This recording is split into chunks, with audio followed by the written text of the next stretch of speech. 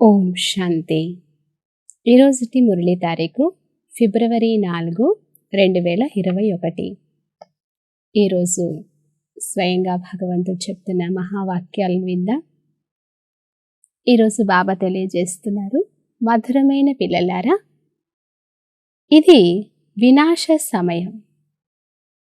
రావణుడు అందరినీ శ్మశానగ్రస్తం చేసేశాడు.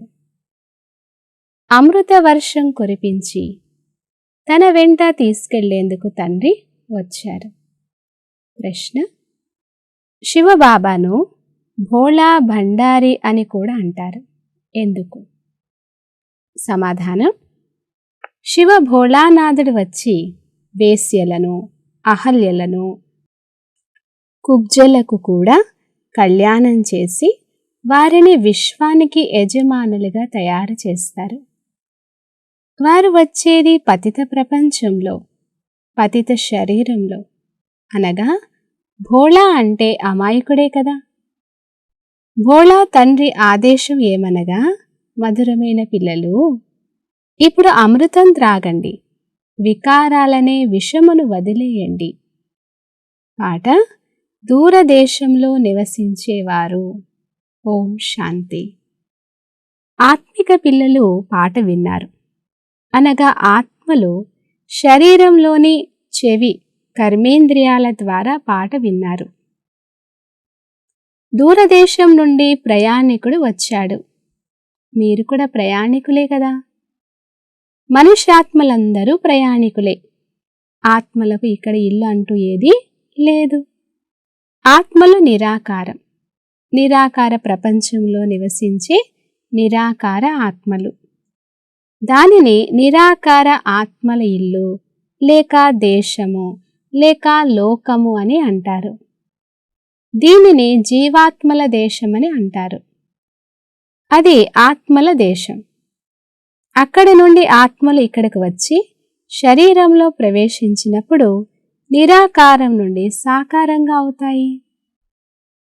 ఆత్మకు రూపమే లేదని కాదు, దానికి రూపమే కాక పేరు కూడా ఉంది.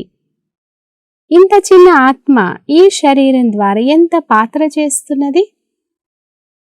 ప్రతి ఆత్మలో పాత్ర అభినయించేందుకు ఎంతో రికార్డు నింపబడి ఉంది. రికార్డు ఒక్కసారి నిండుతుంది, తర్వాత ఎన్నిసార్లు రిపీట్ అయినా అది నడుస్తూనే ఉంటుంది. ఇదే విధంగా ఆత్మ కూడా ఈ శరీరం లోపల ఒక రికార్డ్. అందులో 84 జన్మల పాత్ర నిండి ఉంది. తండ్రి ఎలాగైతే నిరాకారలో, అలా ఆత్మ కూడా నిరాకారమే. అక్కడక్కడ ఆత్మ నామరూపాల నుండి భిన్నంగా ఉందని శాస్త్రాలలో వ్రాశారు. కానీ నామరూపాలు లేకుండా ఏ వస్తువు ఉండదు. ఆకాశము కూడా శూన్యమే, కానీ దానికి ఆకాశం అనే పేరు ఉంది కదా. పేరు లేకుండా ఏ వస్తువు ఉండదు. మనుష్యులు పరమపిత పరమాత్మ అని అంటారు. దూరదేశంలో ఆత్మలన్నీ కూడా ఉంటాయి. ఇది సాకార దేశం. ఇందులో కూడా ఇరువురి రాజ్యం నడుస్తుంది, రామరాజ్యం, రావణ రాజ్యం. అర్ధకల్పం రామరాజ్యం, అర్ధకల్పం రావణ రాజ్యం. తండ్రి పిల్లల కొరకు ఎప్పుడూ దుఃఖరాజ్యాన్ని తయారు చేయరు. ఈశ్వరుడే సుఖాన్ని, దుఃఖాన్ని ఇస్తారని అంటారు. తండ్రి తెలియజేస్తున్నారు, నేను పిల్లలకు ఎప్పుడూ దుఃఖమునివ్వను. నా పేరే దుఃఖహర్త, సుఖకర్త. ఇది మనుషుల పొరపాటు. ఈశ్వరుడు ఎప్పుడూ దుఃఖమును ఇవ్వడు. ఈ సమయంలో ఉండేదే దుఃఖధామం. అర్ధకల్పం రావణ రాజ్యంలో దుఃఖమే దుఃఖాన్ని అనుభవిస్తారు. తండ్రి చెప్తున్నారు, ఏ మాత్రము సుఖము ఉండదు. సుఖధామంలో దుఃఖం ఉండదు. తండ్రి స్వర్గాన్ని రచిస్తారు. ఇప్పుడు మీరు సంగమ యుగంలో ఉన్నారు. దీనిని నూతన యుగమని ఎవరు అనరు. నూతన యుగము పేరే సత్య యుగము. అదే మళ్ళీ పాతదవుతుంది. పాతదైనప్పుడు దానిని కలియుగమని అంటారు. కొత్త వస్తువు మంచిగా ఉంటుంది, పాత వస్తువు చెడిపోయిందిగా కనిపిస్తుంది. కావున పాత వస్తువును తీసేస్తారు. మనుష్యులు విషాన్నే సుఖమని భావిస్తారు. అమృతాన్ని వదిలి విషాన్ని ఎందుకు త్రాగాలి అనే గాయనం కూడా ఉంది. తండ్రి చెప్తున్నారు, మీ మంచిలో అందరి మంచి ఇమిడి ఉంది అని అంటారు. మీరు వచ్చి ఏం చేస్తారో దాని వలన మేలే జరుగుతుంది. లేకుంటే రావణ రాజ్యంలో మనుష్యులు చెడు కర్మలే చేస్తూ ఉంటారు. గురునానక్ వచ్చి 500 సంవత్సరాలయ్యింది. వారు మళ్ళీ ఎప్పుడు వస్తారో పిల్లలకు తెలిసిపోయింది. కానీ వారు నానక్ ఆత్మ జ్యోతిలో కలిసిపోయింది అని అంటారు. అలా కలుస్తే మళ్ళీ ఎలా వస్తారు? ఇప్పటి నుండి 4500 సంవత్సరాల తర్వాత మళ్ళీ గురునానక్ వస్తారు అని మీరంటారు. మీ బుద్ధిలో మొత్తం ప్రపంచ చరిత్ర భూగోళము చక్రం వలె తిరుగుతూ ఉంటుంది. ఇప్పుడు అన్నీ తమో ప్రధానంగా ఉన్నాయి. దీనిని ఖయామత్ సమయం అనగా వినాశ సమయము అని అంటారు. మానవులందరూ ప్రాణం లేని వారి వలె, మరణించిన వారి వలె పడి ఉన్నారు. అందరి జ్యోతులు ఆరిపోయి ఉన్నాయి. అందరినీ మేలుకొల్పేందుకు తండ్రి వస్తారు. కామచితిపై కూర్చొని భస్మమైపోయిన వారిపై అమృత వర్షాన్ని కురిపించి మేల్కొల్పి వెంట తీసుకెళ్తారు. మాయా రావణుడు కామచితిపై కూర్చోబెట్టి శ్మశానం పాలు చేసేశాడు. అందరూ నిద్రపోయారు. ఇప్పుడు తండ్రి జ్ఞానామృతాన్ని త్రాగిస్తారు. జ్ఞానామృతం ఎక్కడా, నీరు ఎక్కడా? సిక్కులు పండుగలు ఉత్సవాల రోజుల్లో ఆడంబరంగా వారి సరోవరాన్ని శుభ్రం చేస్తారు. మట్టినంతా తీసేస్తారు. అందుకే దానికి అమృత్సర్ అని పేరు పెట్టారు. అమృత సరోవరం. గురునానక్ కూడా తండ్రిని మహిమ చేశారు. వారు స్వయంగా ఏక్ ఓంకార్ సత్యనామ్ అని అనేవారు. వారు సదా సత్యమునే చెప్తారు. సత్యనారాయణుని కథ ఉంది కదా. మనుషుల భక్తి మార్గంలో ఎన్నో కథలు వింటూ వచ్చారు. అమర కథ, తీజరి కథ. శంకరుడు పార్వతికి కథ వినిపించారని అంటారు. శంకరుడు సూక్ష్మవతనంలో ఉంటాడు. అక్కడ ఏ కథను ఎలా వినిపిస్తాడు? ఈ విషయాలన్నీ తండ్రి కూర్చుని అర్థం చేయిస్తున్నారు. వాస్తవంలో మీకు అమర కథని వినిపించి అమరలోకానికి తీసుకెళ్లేందుకు నేను వచ్చాను అని చెప్తున్నారు బాబా. మృత్యులోకం నుండి అమరలోకానికి తీసుకెళ్తాను. అంతేగాని సూక్ష్మవతనంలో పార్వతి ఏం తప్పు చేసిందని ఆమెకు అమరకథను వినిపిస్తారు? శాస్త్రాలలో అనేక కథలు రాసేశారు. సత్యనారాయణని సత్యమైన కథ లేనే లేదు. మీరు ఎన్ని సత్యనారాయణ కథలు విని ఉంటారు? అయినా సత్యనారాయణుడిగా ఎవరైనా అయ్యారా? ఇంకా క్రింద పడుతూ వచ్చారు. ఇప్పుడు మనం నరు నుండి నారాయణుడిగా, నారి నుండి లక్ష్మిగా తయారవుతామని మీరు అర్థం చేసుకున్నారు. ఇది అమరలోకంలోకి వెళ్లేందుకు సత్యమైన సత్యనారాయణ కథ. తీజరీ కథ. ఆత్మలైన మీకు జ్ఞాన 3వ నేత్రం లభించింది. తండ్రి అర్థం చేయిస్తున్నారు. మీరే సుగంధభరిత పుష్పాల వలె పూజ్యులుగా ఉండేవారు. 84 జన్మల తర్వాత మీరే పూజారులుగా అయ్యారు. అందుకే మీరే పూజ్యులు, మీరే పూజారులు అని గాయనము చేయబడింది. తండ్రి అంటున్నారు, నేను సదా పూజ్యుడను. నేను వచ్చి మిమ్మల్ని పూజారుల నుండి పూజ్యులుగా చేస్తాను. ఇది పతిత ప్రపంచం. సతయుగంలో పూజ్య పావన మనుష్యులుంటారు. ఈ సమయంలో పూజారులైన పతిత మనుష్యులు ఉంటారు. సాధు సత్పురుషులు పతిత పావన సీతారామ అని పాడుతూ ఉంటారు. ఇది సరైన పదమే. పిల్లలందరూ వధువులు. ఓ రామా, మీరు వచ్చి మమ్మల్ని పావనంగా చేయమని అంటారు. భక్తులందరూ పిలుస్తారు. ఆత్మ ఓ రామా అని పిలుస్తుంది. గాంధీ గారు కూడా గీతను వినిపించి పూర్తి చేసేటప్పుడు ఓ పతిత పావన సీతారామ అని పిలిచేవారు. ఇప్పుడు మీకు తెలుసు, గీత కృష్ణుడు వినిపించింది కాదు అని తండ్రి అంటున్నారు. ఈశ్వరుడు సర్వవ్యాపి కాదు అనే అభిప్రాయం తీసుకుంటూ ఉండండి. గీతా భగవానుడు కృష్ణుడు కాదు, శివుడు.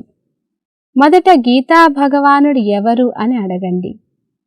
భగవంతుడు నిరాకారమా లేక సాకారమా అని అడగండి. కృష్ణుడు సాకారుడు, శివుడు నిరాకారుడు. ఆయన కేవలం ఈ శరీరాన్ని అప్పుగా తీసుకుంటాడు. తల్లి గర్భంలో జన్మించరు.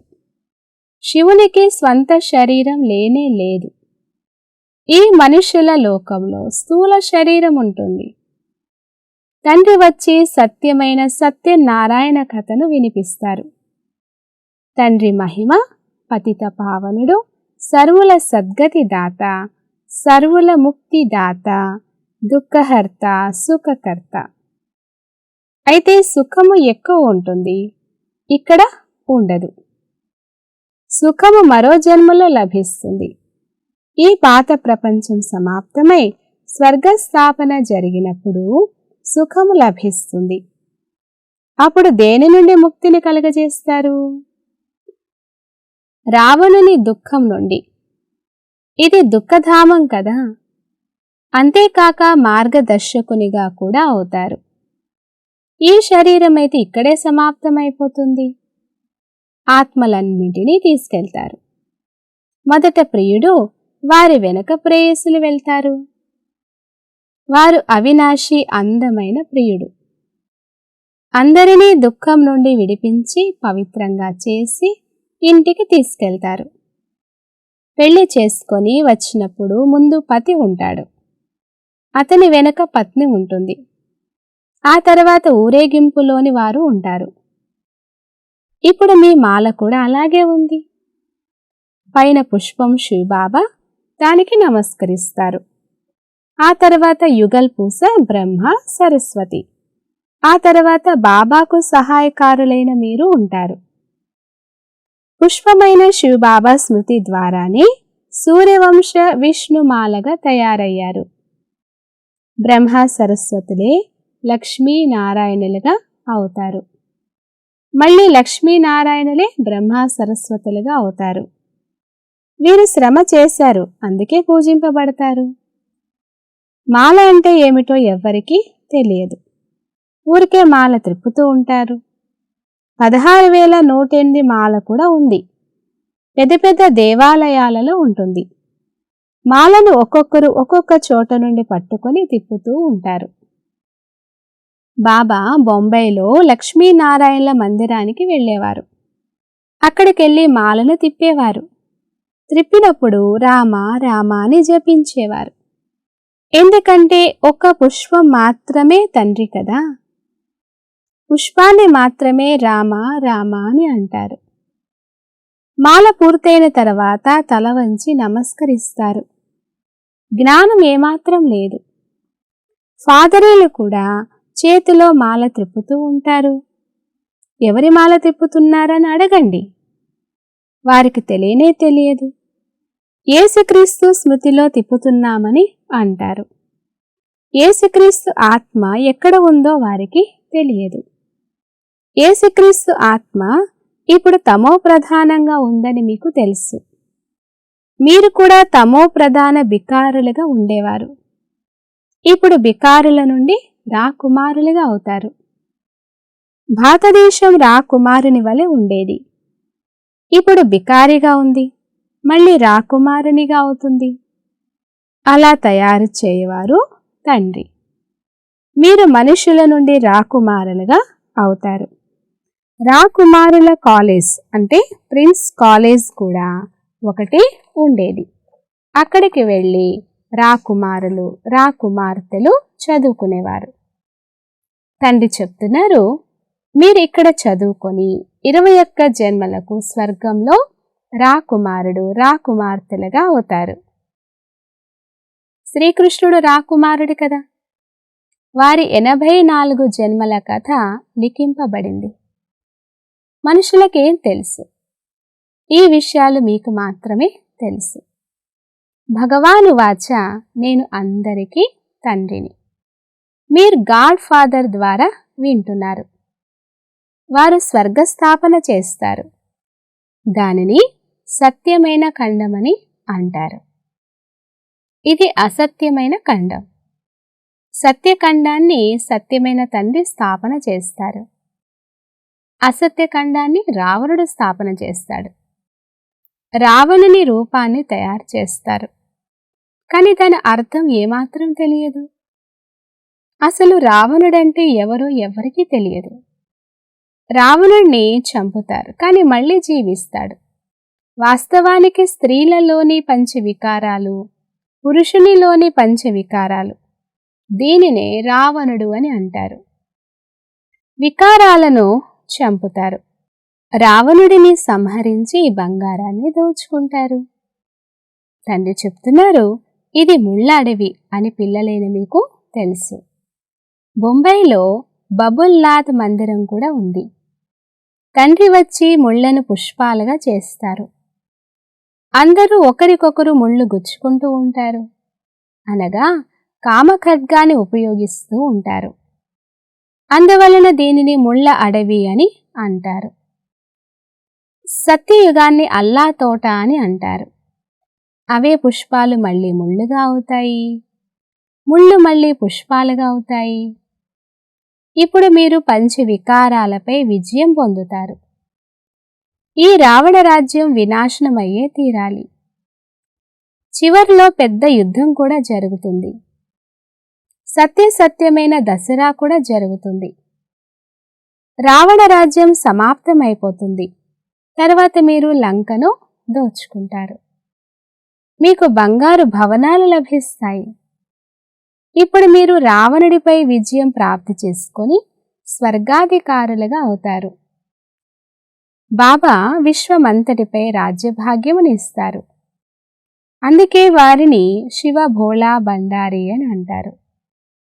వేశ్యలు, అహల్యలు, కుబ్జలను అందరినీ తండ్రి విశ్వానికి అధికారులుగా చేస్తారు. వారు ఎంత అమాయకులు! వచ్చేది కూడా పతిత ప్రపంచంలో, పతిత శరీరంలో. స్వర్గానికి అర్హత లేనివారు విషాన్ని త్రాగుట వదలనే వదలరు. తండ్రి అంటున్నారు, పిల్లలు, ఇప్పుడిది అంతిమ జన్మ, పావనంగా అవ్వండి. ఈ వికారాలు మిమ్మల్ని ఆది మధ్యాంతం దుఃఖితులుగా చేసేస్తాయి. ఈ ఒక్క జన్మ కొరకు విషం త్రాగుట వదిలిపెట్టలేరా? నేను మీకు అమృతం త్రాగించి అమరులుగా చేస్తాను. అయినా మీరు పవిత్రంగా అవ్వరు. విషము అనగా కామ వికారం లేకుండా మరియు సిగరెట్లు, సారాయి లేకుండా ఉండలేకున్నారు. నేను అనంతమైన తండ్రిని మీకు చెప్తున్నాను, పిల్లలు, ఈ ఒక్క జన్మకు పావనంగా అయితే మిమ్మల్ని స్వర్గానికి అధికారులుగా చేస్తాను. పాత ప్రపంచాన్ని వినాశనం చేయడం, నూతన ప్రపంచాన్ని స్థాపన చేయడం ఈ కర్తవ్యం తండ్రిదే. ఈ ప్రపంచమంతటిని దుఃఖం నుండి విముక్తి గావించి సుఖధామం, శాంతిధామానికి తీసుకెళ్లేందుకు తండ్రి వచ్చారు. ఇప్పుడు అన్ని ధర్మాలు నాశనమైపోతాయి. ఒకే ఒక ఆది సనాతన దేవీ దేవతా ధర్మం మళ్ళీ స్థాపన అవుతుంది. సిక్కుల గ్రంథంలో కూడా పరమపిత పరమాత్మను అకాల మూర్తి అని అంటారు. తండ్రి మహాకాలుడు, మృత్యువుకు మృత్యు. ఆ కాలుడు ఒకరిద్దరిని తీసుకెళ్తాడు. నేను ఆత్మలందరినీ తీసుకెళ్తాను, అందుకే నన్ను మహాకాలుడు అని అంటారు. తండ్రి వచ్చి మిమ్మల్ని ఎంతో తెలివిగలవారిగా చేస్తారు. అచ్చా, మధురాతి మధురమైన అపురూపమైన పిల్లలకు మాత్పిత బాప్దాదాల ప్రియ స్మృతులు మరియు గుడ్ మార్నింగ్. ఆత్మిక పిల్లలకు ఆత్మిక తండ్రి నమస్తే. ఆత్మిక తండ్రికి ఆత్మిక పిల్లల ప్రియ స్మృతులు గుడ్ మార్నింగ్ మరియు నమస్తే. ధారణ కొరకు ముఖ్య సారం. ఫస్ట్ పాయింట్, ఈ చివరి జన్మలో విషాన్ని త్యాగం చేసి అమృతం త్రాగించాలి. పావనంగా అవ్వాలి. ముళ్లను పుష్పాలుగా చేయు సేవ చేయాలి. సెకండ్ పాయింట్, విష్ణు కంఠహారంలో పూసగా అయ్యేందుకు తండ్రి స్మృతిలో ఉండాలి. పూర్తి సహాయకారులుగా అయ్యి తండ్రి సమానంగా దుఃఖహర్తలుగా అవ్వాలి. వరదానము: డ్రామా అనే డాలును ముందుంచుకొని సంతోషమనే భోజనాన్ని భుజించి సదా శక్తిశాలి భవ. వివరణ: సంతోషమనే భోజనం ఆత్మను శక్తిశాలిగా చేస్తుంది. సంతోషం వంటి భోజనం లేదని కూడా అంటారు. అందుకు డ్రామా అనే ఢాలును మంచి రీతిగా కార్యంలో ఉపయోగించండి. సదా డ్రామా స్మృతిలో ఉన్నా ఎప్పుడు వాడిపోరు. సంతోషం మాయమవ్వజాలదు, ఎందుకంటే ఈ డ్రామా కళ్యాణకారి. అందువలన అకల్యాణకారి దృశ్యంలో కూడా కళ్యాణం ఇమిడి ఉంటుందని భావించి సదా సంతోషంగా ఉండండి. స్లోగన్: పరచింతన పరదర్శన అనే ధూళి నుండి దూరంగా ఉండువారే సత్యమైన అమూల్యమైన వజ్రాలు. అచ్చా. ఓం శాంతి.